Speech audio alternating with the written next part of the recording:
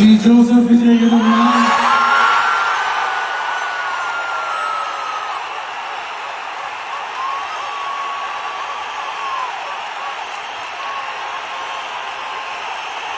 சட்டப்படி அமைக்கப்பட்ட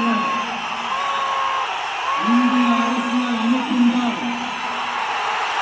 உண்மையான நம்பிக்கையும் மாறாப்பற்றும் கொண்டிருப்பேன் என்றும் இந்திய நாட்டின் ஒப்பில்லாத முழு முதல் ஆட்சியையும் ஒருமையையும் நிலைநிறுத்துவேன் என்றும்